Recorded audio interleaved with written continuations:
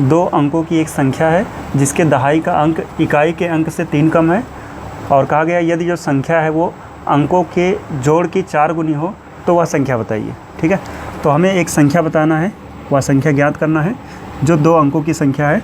तो आइए अब इस प्रश्न को हल करते हैं, और हल करने के लिए हमें ये जानना पड़ेगा कि जब 2 अंकों की कोई संख्या होती है तो उसको मानते कैसे हैं, क्योंकि जो हमें संख्या ज्ञात करना है वो 2 अंकों की संख्या है ना। तो सबसे पहले लिखेंगे माना 2 अंकों की संख्या। ठीक है, 2 अंकों की संख्या ये माना जाता है इस प्रकार से 10x + y। ठीक है, यहाँ पे 10x + y है। अब ऐसा ही क्यों माना जाता है, क्योंकि देखो जितनी भी 2 अंकों की संख्या, जैसे मान लिया 35 लिखा है ना, तो इसको हम लिखेंगे 30 + 5, और इसको भी 10 × 3 + 5 ऐसे लिखा जा सकता है। तो देखो ये दहाई का अंक, ये इकाई का अंक, बाकी 10 तो है साथ में ना। 10 क्या बता रहा है कि जो 3 है वो दहाई वाले स्थान पर है, तो जब भी 2 अंकों की संख्या मानेंगे तो 10 रहेगा उसमें, है ना। 10x + y, यानी 10 जो x है वो दहाई वाला अंक है और y जो है वो इकाई वाला अंक है। ठीक है, तो इस प्रकार से हमें 2 अंकों की कोई संख्या मानना है। ठीक है, तो इसीलिए हमने यहाँ पे 10x + y माना है। और अब प्रश्नानुसार चलते हैं कि इसमें कहा गया है कि जो 2 अंकों की संख्या है कि दहाई का अंक, अब इसमें देखो दहाई का अंक कौन सा है, x है ना। तो बोला गया है कि दहाई का अंक बराबर है इकाई के अंक से 3 कम। इकाई का अंक -3 कम है, मतलब 3 कम है, माइनस कर लेते हैं ना।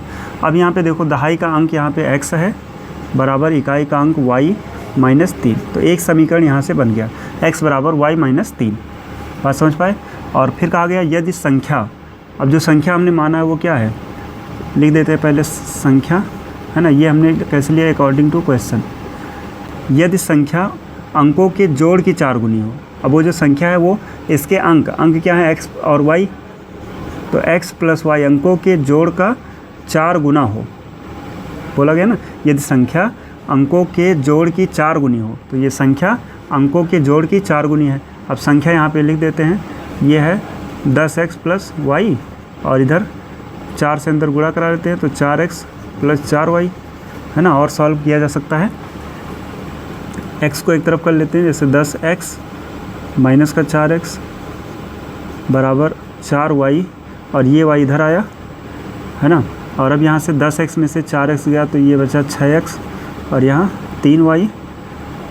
अब इस 3 को अगर नीचे ले जाते हैं इस तरफ, है ना, तो इसके बटे में आएगा 6x बटे में 3 बराबर y, और 3 से ये कट जाएगा 2 बार में, तो 2x बराबर y आ जाएगा। ये बन गया समीकरण नंबर 2।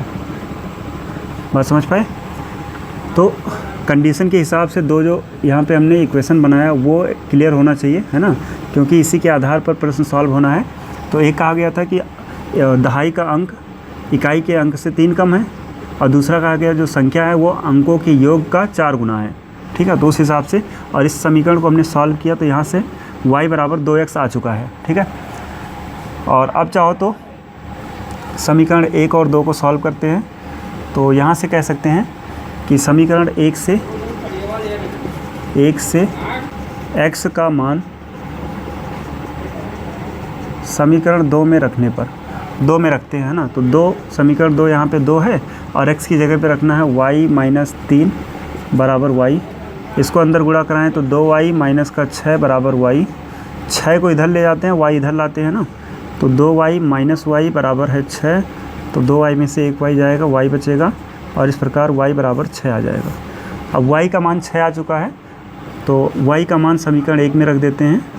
y का मान समीकरण 1 में रखने पर एक समीकरण ये है, x बराबर y यानी कि 6 - 3, तो x बराबर आ जाएगा 3। ठीक है, तो x और y का मान आ चुका है, और इस प्रश्न में ऐसा तो बोला नहीं था कि x y का मान निकालो, है ना। वहाँ तो 2 अंकों की संख्या ज्ञात करना है, और उस संख्या को जब हमने माना था तो वहाँ पे x और y आया है। अब यही दोनों मान अगर रख दे तो हम संख्या वो मिल जाएगी, है ना। अतः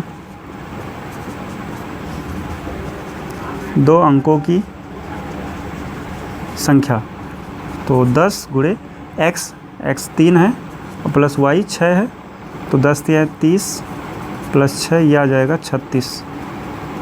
ठीक है, तो वो संख्या क्या है 36 है, जिसका देखो यहाँ पे दहाई का अंक इकाई के अंक से 3 कम है, ठीक है। और ये जो संख्या है वो अपने अंकों की योग से 4 गुनी भी है।